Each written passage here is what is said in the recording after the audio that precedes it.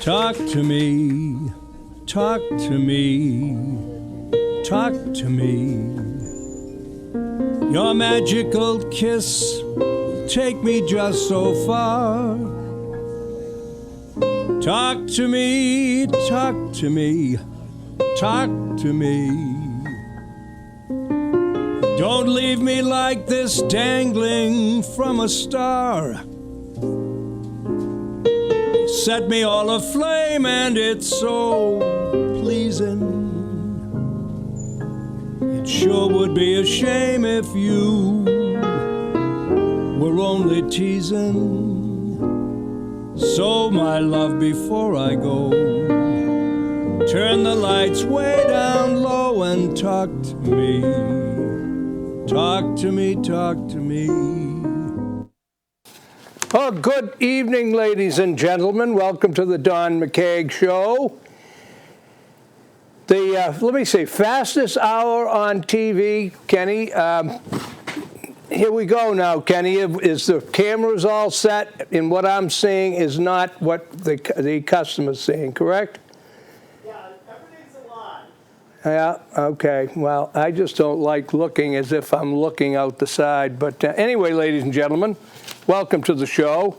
And in case you don't know, for those that would like to tell somebody about it, if you like what you're hearing, we have a replay on this show every week, in addition to the live telecast that you're seeing right now at 6 p.m. on Monday at 11 p.m., Tuesday at 9 a.m., and Wednesday at 1 p.m. They will be repeated. Comcast Channel 13, if you have Comcast, or Verizon Fios Channel 43.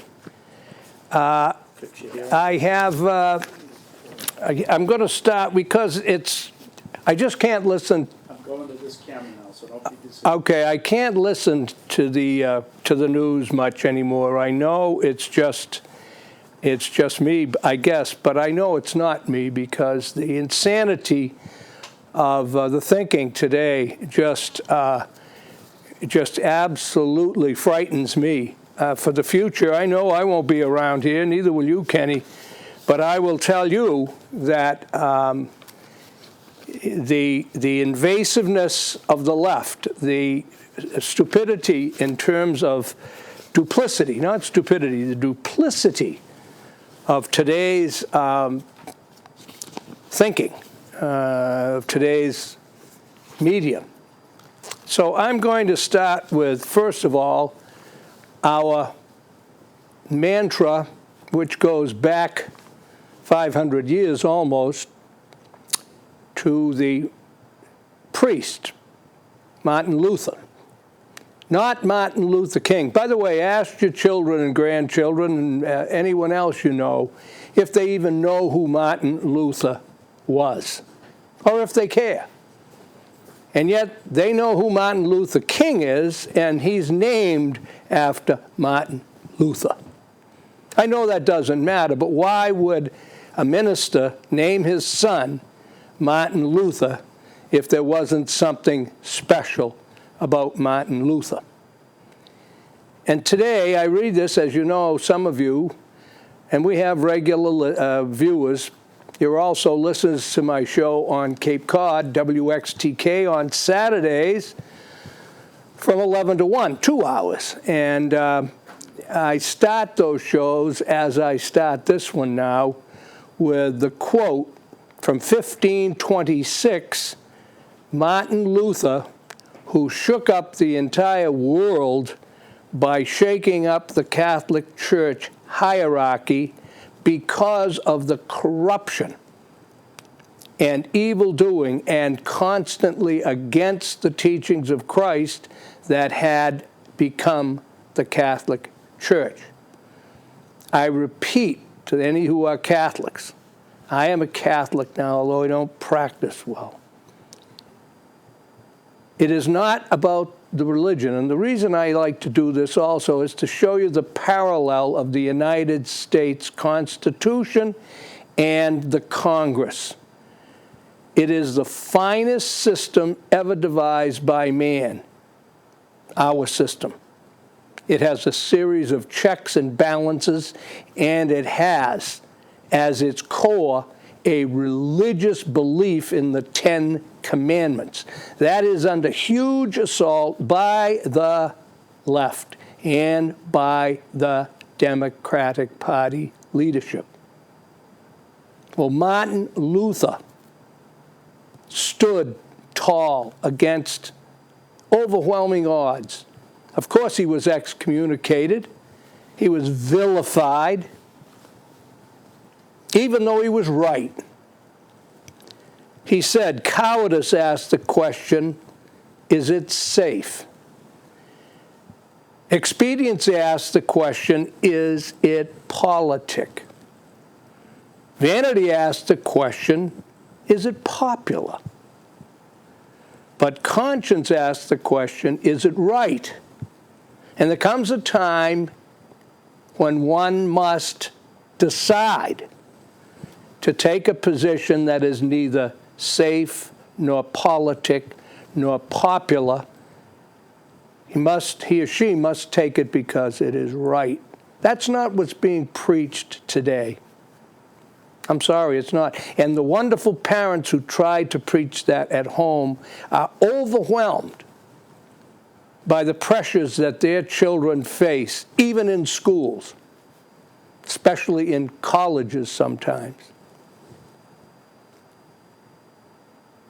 We must start taking a position on things because our conscience tells us it is right.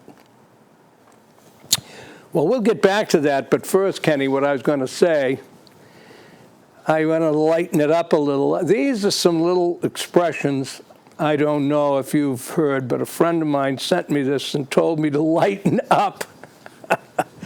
So I'm going to do it, and maybe we'll lighten you folks up that are watching, because everyone should laugh once in a while. I love to laugh, and I only hang around with people who laugh or are laughable. I can't stand whiners, and yet I go on the air and I get accused of being a whiner. I'm not whining, I'm just speaking out. Kenny, here's one. Two antennas met on a roof, fell in love, and got married. The ceremony wasn't much, but the reception was great. A jumper cable walks into a bar, and the bartender says, I'll serve you, but don't start anything. A woman has twins and gives them up for adoption. One of them goes to a family in Egypt and is named Amal. The other goes to a family in Spain, and they name him Juan. Years later, Juan sends a picture of himself to his birth mother. Upon receiving the picture, she tells her husband that she wishes she also had a picture of Amal. Her husband responds, they're twins.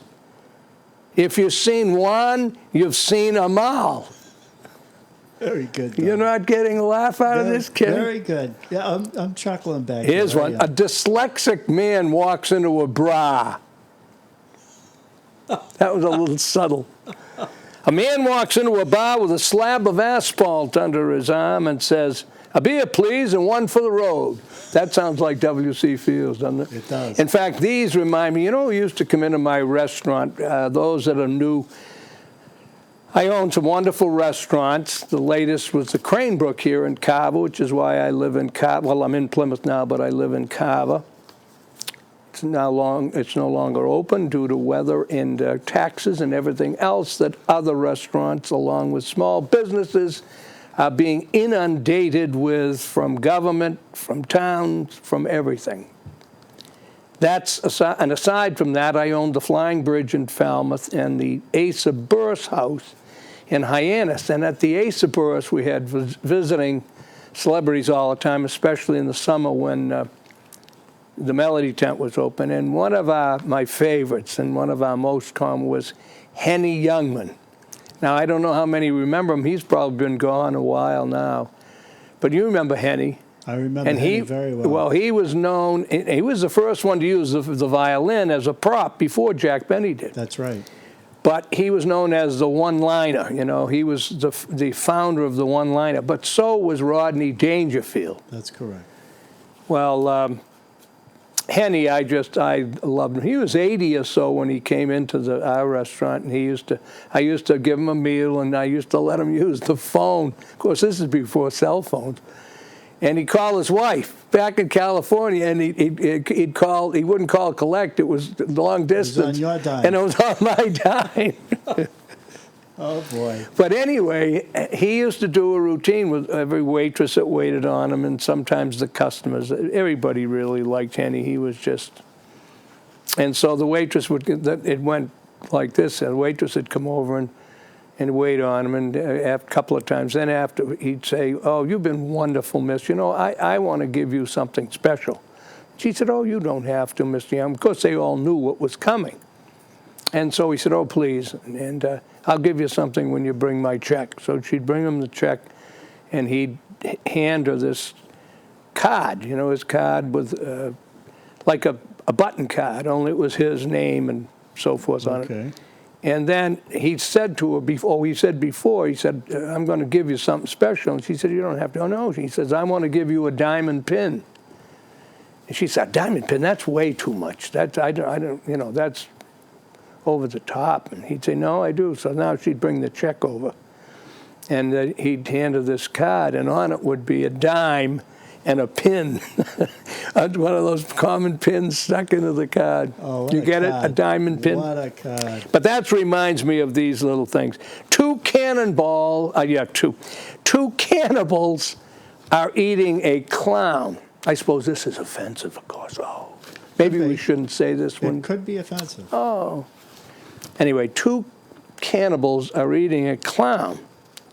One says to the other, "Does this taste funny to you?" Beep, beep. Oh, boy. Two cows are standing next to each other in a field. Daisy says to Dolly, "I was artificially inseminated this morning." "I don't believe you," says Dolly. "It's true, no bull," exclaims Daisy. Very good. An invisible man marries an invisible woman. The kids were nothing to look at either. This is appropriate for early TV. Yes. It is. A man woke up in a hospital after a serious accident and shouted, "Doctor, doctor, I can't feel my legs." The doctor replied, "I know you can't. I've cut off your arms." Oh, God. Oh, awful. "I went to a seafood disco last week and pulled a muscle." Two fish swim into this is a good one. Two fish swim into a concrete wall. Ouch. The one turns to the other and says, "Damn." This one's cute. Two Eskimos sitting in a kayak with chili, so they lit a fire in the craft. Unsurprisingly, it sank, proving once again that you can't have your kayak and heat it too. A group of chess enthusiasts checked into a hotel and were standing in the lobby discussing their recent tournament victories. After about an hour, the manager came out of the office and asked them to disperse. But why, they asked as they moved off. Because, he said, "I can't stand chestnuts hosting in an open foyer." Oh, God. Two peanuts walk into a bar and one was assaulted. We're almost done, folks. There was the person who sent 20 different puns to his friends with the hope that at least 10 of the puns would make them laugh. No pun in 10 did. Very good. That's a good play on words. Now, this one is cute. The last. I know do you think we lost 3 listeners? No, our people are still there. They're still watching. Mahatma Gandhi, as you know, walked barefoot most of the time, which produced an impressive set of calluses on his feet. He also ate very little, which made him rather frail, and with his odd diet, he also suffered from bad breath. This made him, now this is so bad, it's good, Uh-oh. a supercalloused fragile mystic hexbihalitosis. Oh, my God. A supercallous fragile mystic hexbihalitosis. We got to start the music. Mary Poppins, you know. Yeah, we ought to start the music. All right, enough of that. Now let's get to the serious stuff. All right, Donnie, Yes. do this to the back. To what? I can't see you. Okay. What have we got? My hair is standing up. There you go. Very good. Now you get. Now I got my pants all wet. That's probably, that'll give my detractors plenty of ammunition. They'll say I look like I'm One more time. wild. One more time. Oh, for God's sake. What do I have to have a check on now when We forgot to do makeup when you got here. I know, well, I There you know. go. Now you got it, Donnie. Now you got it. Now, in keeping with what I just read about Martin Luther, President John F. Kennedy, the first president I could vote for, and did, one of my favorites, but I just think he was very, very good because he had a different soul. And he had the soul because he went through pain. Yes, he came from wealth, but half of his life he was sick, very sick, and never knew how long he was going to live. And I think that accounts also, not making excuses, but I think it accounts for some of the behavior that I wasn't pleased with the women and so forth. But I think that he never knew what they, and it doesn't make it right. But he said, a man does what he must in spite of personal consequences and in spite of obstacles and dangers and pressures. And that is the basis of all human morality. That's what we don't have anymore. We don't have people doing what they must to correct situation. These politicians, ladies and gentlemen, and again, you're the ones responsible because you're voting for the same people. But they lack courage. They lack integrity. And I don't care if they're nice people. They want to win too badly. They're like the coach. And I taught school and coached for years. They're like some of these coaches who will have their kids do anything to win, and they tell them so. And sometimes they win. And it's a horrible thing to tell young minds, young people, that that's okay. But that's what we have in business, because that's where they come from. They come from youth. They come from the examples they have. And to go into this, that's what makes me so furious about what they've done to Tom Brady, one of the very few true role models for our young people. And to take an inflated, deflated, whatever you call, football in a game that the Patriots won 48-6 and vilify the quarterback and continue is only because he represents what this country isn't anymore at its core. We are not a moral country any longer. We are immoral. We are base. Our television and our movies, they promote savagery. They promote illicit sex. They promote everything and get away with it under free speech. And yet, when you talk against their beliefs, they take that free speech away from you. And when you ever go against the liberal left, and I'm not talking about people who just are liberals, I'm talking about those who are in leadership positions in the liberal constant movement to dismantle Christianity, to dismantle this country. And they're winning. Believe me, they are winning. The evidence is here every single day. The latest last night, I don't know if you saw it, a young couple, Aaron and Meredith Klein, own a bakery. I was in the restaurant business. It's tough work. A bakery is tough work. very labor intensive, and you can only get so much for your product. They are very religious. And a gay couple came in. I think they were two women, two lesbians or two. It doesn't matter. The point is, this couple would not, they very politely said when they wanted them to do their wedding cake, and they wouldn't. This has gone all over the country. One instance where a couple who doesn't believe in gay marriage, and therefore they provide cakes, and they don't have a right anymore, you liberals, to say no. And the media pounds at these couples. Fortunately, they're not giving in. And I don't care, all you nice people out there, you're allowing this. And you're still voting for the nitwits, in this case, Democrats, that control this country now, and wishy-washy Republicans. What did you think about that? Did you see that on the news? I heard the story. They refused to make the cake. Yeah, and there was a lawsuit. And by the way, and the judge is after them, and not only that, they can't talk about it. No, they They've can't. been told they can't talk about it. What is this country now? That's what I heard too, yeah.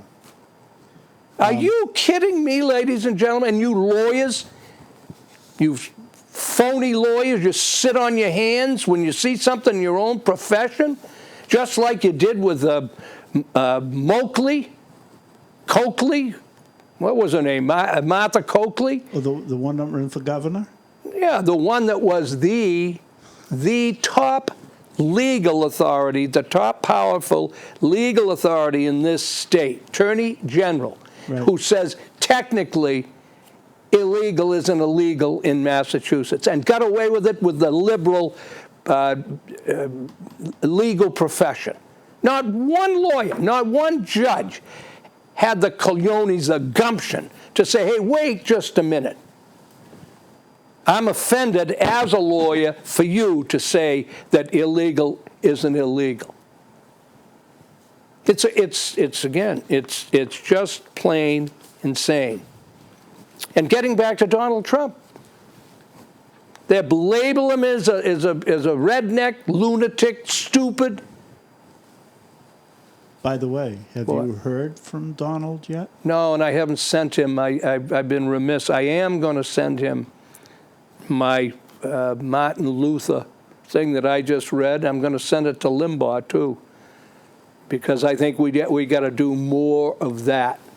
I think your radio show partner is correct. I do believe that when you send it to Trump, and he understands the power of the station that you're on. Well, we'll see. But I mean, the point is just getting it to him is fine. But now the other thing that the latest here, ladies and gentlemen, you know, again, there's no common sense anymore. None. Zero. Now, here's what I want to ask you following up to that couple with the wedding cake. The gay couple, you should. It's not about they can get a cake. It's about whether you and I have a right to hold on to our value system. That's a private business. Now, doctors, I address doctors. You don't believe in abortion. Does that mean that this government can come and say to you, you have to perform abortions whether you believe in it or not? Does it? Yes, it does. Yes, it does. Lawyers. A cop killer or somebody else. Oh, yeah, I know, you know, he deserves to be defended. What if you don't believe him? What if your father's a police officer? And you respectfully refuse to do it. You don't have a right to do that? Or let's take it even further, liberals. What if it's your daughter that gets killed, and you have the guy that killed her come and ask you to be the lawyer? What would you do if somebody said you had to represent that man? But nobody looks at these things like that. They vilified Donald Trump because he has the gumption He's still a man, which are rare in this country today. They become whipping boys for every minority, for women, for every minority out there. And then they run for office because they think they get 50, 60% of the vote for supporting. And they do. That's why we have the president we have. Totally incompetent, and all he can do is take on people and their values and get the press supporting him. It's really very, very frightening. I'm not saying you have to like Donald Trump, but what I do know, Kenny, is, you see his polls are going up, and there's more and more people saying, I don't like the guy, I didn't like his hair, I didn't like what he says, but, he's the only, I'm going to vote for him because he's the only one telling the truth. And I know that there could be a huge groundswell. But what you're doing now is, I guarantee, just like they did to Scott Brown, that's how vicious this Democrat-controlled liberal press is. They had a guy walking around, I don't care, they can't go into the bathroom without somebody following them, finding out what they can find out. Democrat, he does something, she does something. Elizabeth Warren lies through her teeth, makes $360,000 at Harvard, and she's out there promoting she's going to help our students with their loans. It's just plain laughable. Trump's numbers are going up. Of course they are. But again, when it comes to the polls, they're going to. Well, here's the latest one that I wanted. Did you see? They're promoting now anything that's anti-Thomas Jefferson. Oh, first, let's look at what you get with a successful change in anti-male leadership, because that's what it is. This is all an outgrowth of, and I know people aren't going to like it, and I don't care, because I know it's right. We are experiencing the national organization of women. The women's movement, back 25, it's been a long time now, isn't it? It has. 30 years. Easy. And making women feel there's something wrong with them if they choose to stay at home and bring their children up, because that's not right. You should be out there in the workforce. You should get your degree. Never in my married life, 2 wives, did I ever, and I know I'm the norm as a man, never would I hold back or make my wife do anything. Now, I'm not saying there aren't nitwit men, because there are. But to make it look like the male domination has been for too long telling women what to do and making them do it is bunk. Bunk. And now, of course, it's turned around, but you won't get the coverage. More and more women for the last 20 years, by the way, have opted to be mothers. Not only to be mothers, but to homeschool their kids. They're so fed up with the liberal control of our schools' thinking. I have some friends in New York State that he gave up a very successful job as a chef for Sheraton Corporation, and he stays home. He's a stay-at-home dad, reaffirming good moral character to his children, bringing them up in a family atmosphere, and homeschooling them. Yeah. So there's a lot to be said. Where's the wife? The wife is working full-time for Sheraton Corporation as a manager. And he says that the amount of money it costs him for daycare, and then the kids come home sick. They come home sick. They come home with bad habits too, because, try as you might, good home care, good daycare, they can't instill the values that the parents can in the Well, children. no, that there's attention lacking because there's usually, more kids than can be truly.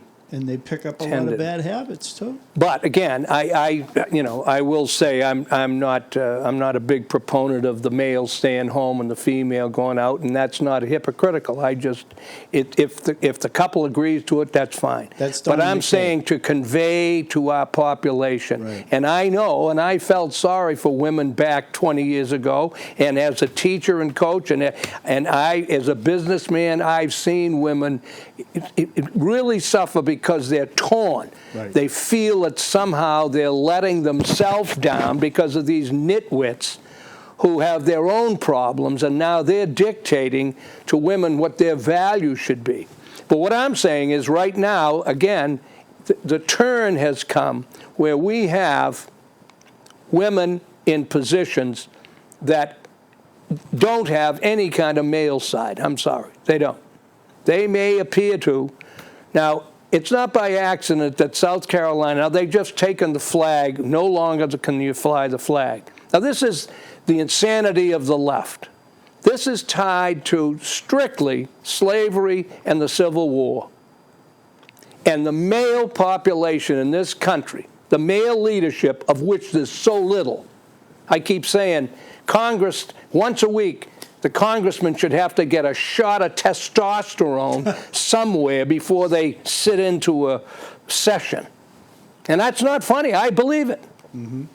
They are a bunch of wimpy, like Arnold Schwarzenegger calls them, girly men. And they are.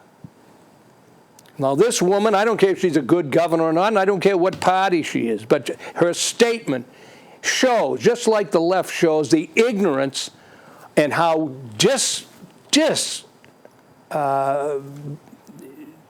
disgusting it is to make that Southern flag be a symbol of slavery only. It was a symbol of good men in the South who believed in their state. The Civil War was also fought over economics. The Northeast was chintzing and trying to squeeze the economic prices of cotton and other products. They were dealing not with the southern states anymore. They were dealing with cheaper islands and all, whether it be tobacco, cotton, pineapples. United Fruit was part of it. Right. But history and the schools and the press, you don't think they'll tell. So now you're taking a Robert E. Lee, a Stonewall Jackson, all of these great men who gave their lives for their country as Americans, and you're saying that there was something wrong with them and that their flag doesn't deserve to be flown. What I want to know, Kenny, is I know what the answer is. I know if you poll these nitwits in the press and these nitwit liberals, and I'm sorry, I don't care about calling them, they are. What would happen if all of a sudden a bunch of Texas Mexicans decide to lower the American flag? Let's burn the American. Well, we've had people, of course, they do good as those men fought so that we could burn our flag. Oh yeah, ask any veteran that. Well, I don't know. Some of them are liberals, and they probably would wimp. But ask any of them that were killed and are buried throughout this world in cemeteries, or I've seen them in France and in Normandy and all those places where American boys are buried who have never had a chance to have a wife and kids, or even sometimes never haven't had a chance to own their own car. Right. Never Never had their own business. They're buried over there fighting so that these nitwits can say it's okay to burn the flag that they represented. It's crazy. And they're telling, I know the people, he's crazy. They'll say, I'm crazy. I can't keep calm about it because it's so darn serious now. And what do you think about that? What happens if all of a sudden there's a movement to get rid of the American flag in Texas and others because of the Mexican War, where we were terrible? What about it? My friends in this town that are veterans stand up for the flag, don't want to see anybody desecrate it because they consider it being burned or stepped on or some It's a of them- no-brainer, some of Kenny. I them mean, that's really not even a discussion. Some of my friends really even get upset if somebody wants to wear one. Well, they That- should. It's disrespectful. So I think that my group of friends would probably be Yeah, but quite- what's their age group? I'm talking about what we've got now in our 50-year-olds and 60s, and their politicians are too often children of hippies well, or the elite who don't have a background of anything, the wealthy. I don't care if it's the Bushes, the Kennedys, the Rockefellers, name the whole bunch. That's been another farce. That somehow, because they come from wealth, one, they're smart, two, that they're not going to steal money, baloney. They don't know anything about what it takes, about our working families who, they don't know what it's like to have the month come and you haven't got the money for the mortgage because the kids just had a $500 dental bill. They don't know that. They go out and spend our money, not theirs. my youngest friend, who's a veteran, is 32 years old. Yeah. The majority of my friends range in age between 30 and 50. Is that right? Yes. The majority of my friends. I have some friends that are my own age, yes. But the majority of my friends are veterans. Well, that's good to hear. Between 30 and 50. And the big thing is, don't get me wrong, as you know, you hear me say, I can't express enough gratitude to those young men and women that are serving this country right now while we speak in areas where they're on patrol. They're in countries that want to blow us up and blow them up. And they're underpaid. This nitwit Congress, both parties, voted to lower their pensions. At the same time, they voted to allow 5 million illegals in here who get a check. It's insane. Here I am yelling. Go ahead, though. Did I interrupt your flow? Well, that's okay. No, you were talking about your friends, and I'm saying I know there are great Americans in that, but I'm saying there are too many. We have too many lawyers in politics, and they get in there because the public misleadingly thinks that a lawyer makes a better politician because he's a lawyer. And I, for one, don't believe it. We don't have enough businessmen running this country, and we can't get them elected. One of them runs a veterans organization for our veterans. He's got 2 or 3 buses. He takes them to all their doctor appointments, anywhere they need to go if they're a veteran. He loads them, picks them up in the bus, and he takes them. He also started, not too long ago, he bought property on Beaver Dam Road, and he started a farm for these veterans to come by and plant so they can, it's therapy. He can trace his family all the way back to the Civil War. He's shown me pictures. He's posted them. He's a true. Thank God we've got wonderful people like that. Donnie, you need to meet this guy. Well, I'd love to. totally I'll have him impressed on with here. We can talk. But the point that people aren't getting, and yourself, no offense intended, I is understand. all that is meaningless. We have great people, great nurses, great doctors, great lawyers, great teachers. All of that's meaningless if you've got a Congress that passes laws that undermines the core of this country, which is a Christian Judeo belief.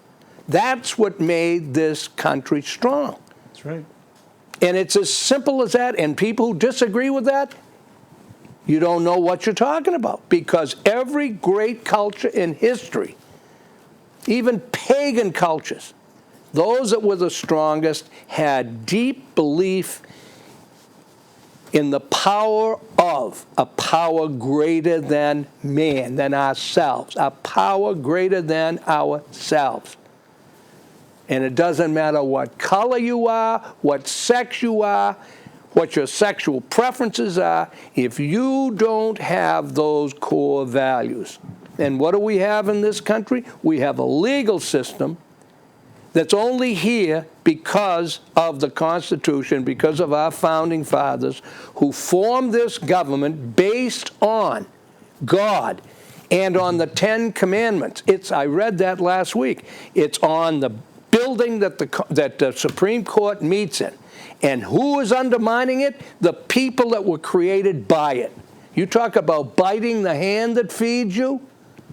That's what we've got in politics today. And why? Because they've been appointed by politicians, and in the Supreme Court case, they are there for life. Never should that happen. Never. And I understand the reasoning, but the world is different now. Your tax money at work. Yep. That's what it is. Donnie, we should give out the phone number. We should. It's 508. Well, why isn't it up there? It is up there. I know it is. 830-3971. And if anybody wanted to write to you, Donnie, what would the address be? The address is Post Office Box 7, South Carver, 02366. Donald, M-C-K-E-A-G.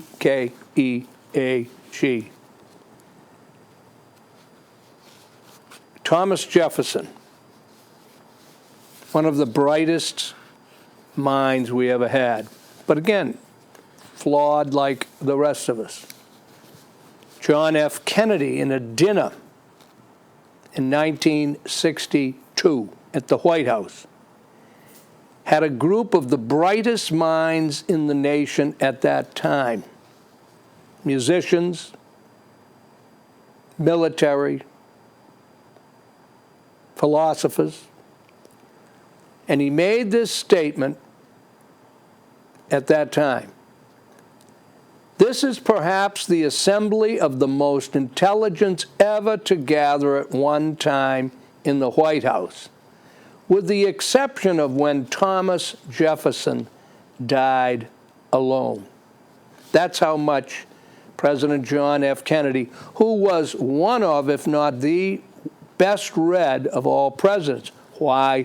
Because he was in bed so much with illness, deep illness. His adrenaline glands, he had other really major problems. So he had to read while he didn't have to, but he wanted to read while he was in bed sick. And what are they doing today, right as we speak, to Thomas Jefferson? Vilifying him, tearing him down. They now want to have him off our monetary system, and they're even talking about taking his monument and everything else. Why? Because he had slaves. George Washington will be next, ladies and gentlemen. They're already talking about that. You liberals, you Democrats, you think you're so smart and so kind. You have let this wild bunch of animals have the bit between their teeth. And if I sound like I'm too strong, that's fine. I'll go to my maker knowing that at least I didn't sit on my hands like so many of you and your families and all the nice people are doing, afraid to stand up and say anything. When you start changing history, when you start picking a minority position over a majority, primarily, I'm not saying that minorities don't have rights, and I'm not saying that a minority position isn't sometimes the best position, but only if it's handled in a balanced and truthful way. That's not what's happening now. You've let this racist bunch, who calls us racist, have the bit between their teeth. And unless somebody starts standing for something, like they say, if you don't stand for something, you'll fall for anything. That's where we're at. We're falling for everything. Well, listen to some of the things Thomas Jefferson once said. And again, I believe truly that this cancer spreading in the educational system, especially at the collegiate level, is taking away all of our founding fathers who lived in a whole different time, one. And secondly, if you look at George Washington, you look at Thomas Jefferson, They freed their slaves at the end of their life. They also had to make a living. They needed people to pick. That's the other thing, these people, Kenny, drive me crazy in California. Only 2% of the illegals are actually working in the fruit fields and the orchards and all. How's that? We've got nitwits in Plymouth and Carver and Barnstable and Weymouth, where I'm from, and Plymouth. They should be working. But you know what? Oh, that's a tough job.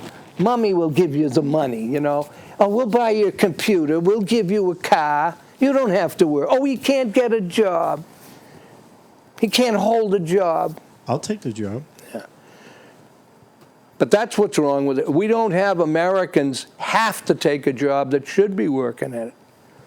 And then I hear all this nonsense about these illegals and others that have come in here legally, taking away the jobs that Americans won't do. Oh, in the restaurant business, do you think I had an easy time getting white American kids to wash dishes? Any restaurant? You wonder why there's Brazilians and others working, you know, Cape Verdeans, not Cape Verdeans because they're well, yeah, but I mean, they're hardworking. Anybody that has a hardworking background will work. Not anymore. Too affluent. Too many people making too much money and handing their kids a life of leisure, which then makes them absolutely incapable of living the rest of their life without mommy. I keep saying mommy and daddy today, that mommy especially can't wait to have their married son and daughter who can't afford their own house. They can't wait to have them come back home. They'll never be honest about it. The thought of me ever moving back to my mother and father, other than to help them if they were sick and I was alone, you know, living alone somewhere, I certainly would do that. But that's not what we're talking about. We are talking about generations now who cannot handle their own lives. They've been babied and pandered to so long, they're incapable of being adults. And they're voting. And they're voting with other people. Oh, we've got to help. Oh, well, and I know I sound tough tonight, but I can't help it. I listen to that stupid news, and it's so ABC is on our radio station. Here we have WXTK is a conservative-based radio station. And then it goes to the national news, and it's loaded with drivel. Total drivel. They can't wait to point out some flaw in America and in people who think like I do. They can't wait to. This is, you know, bumper stickers are out for any conservative. That's why you don't see more. Now they've got the courage to go out and bash cars that have some, you know, but Elizabeth Warren, anybody else, you'll see some of them. But I mean, nobody will touch those. Most of the people nowadays don't do bumper stickers. No, they don't. Now they put them on windows. But you see, that's symbolic, I believe, of this country. That's a lack of courage to stand for anything. You see? That's part of this, oh, I better not, I'm afraid, or I don't want to offend anybody. That's how really successful this liberal movement has been in terms of making us all feel guilty about not being good enough to others. Of course, don't go to church where that's what, you know, is taught in churches. You know, don't, because that of course is offensive to have religion tell you what to do. But listen to some leftist nitwit tell you, you know, it goes back to what was his name there, Dr. Spock? Dr. Spock? Yeah. You're picking on poor Dr. Spock. No, but was it he? If I got the one that wrote the children's book, and the women back 25 years ago were reading a book on how to bring up their kids. Of course, their mother never taught them. I think it was Spock. Yeah. And of course, 25 years later, you know, again, very conveniently, they don't tell the truth that he even said he was wrong about several things. In other words, they didn't turn out. And you're talking about kids. You're not talking about the assembly line for an automobile that there's a recall. You can't recall young people's lives. Right. If you've screwed, I remember Jackie Kennedy. And I was fortunate to know her a little bit when I lived in Hyannisport. She was a wonderful lady, gentle, nice. And here's something that a famous person, she was at one time, of course, the most famous woman in the world, unfortunately, after the death of her husband. But I remember seeing her, and then I talked to her one time, and she said, you know, Don, I said, did you ever say that? And she said, yes. And that was, you know, if you mess up with your children,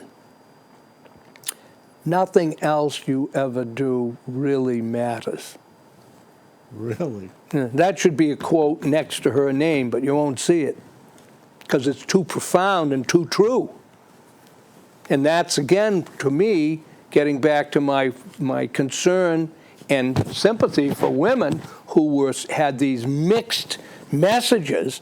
And I know some. I know they felt guilty not to be home, and yet they also felt guilty if they weren't working, if they weren't using their college degree. That's a terrible place to be. You're being torn all the time. And that's why I say a lot of them finally said enough is enough, and they left the corporate world and came home and took care of their kids when their kids needed them. You can always go back to the corporate world, and that's, to me, stupid, you know, conservative that I am, that's, to me, the way women should view their lives. Now, if they choose to, I'm not saying, I mean, it's a choice. But if your children suffer for it, and you see them having that happen, then you've got to look at yourself. To have a child is a big responsibility. And to not take that responsibility, which is what this movement did, they tore the woman away from because she was worried about what other people think. Oh, I've got a degree in in psychology. I should be practicing. Or, you know, I was in medical school. No, you should be doing what your priority is, and that is, if I'm going to have a child, I have to accept the fact that with that comes a responsibility to that child, especially in the formative years. Don't you agree with that? I do. I agree that it's a favorite saying of mine, and when I do have talks with, especially my son, Yes. I'll say that, you know, he'll tell me a story about something, and I'll look at him and I'll just say, well, you know, you and I have always said, son, the fruit doesn't fall far from the tree. So it's what you do as a parent that shows in the children.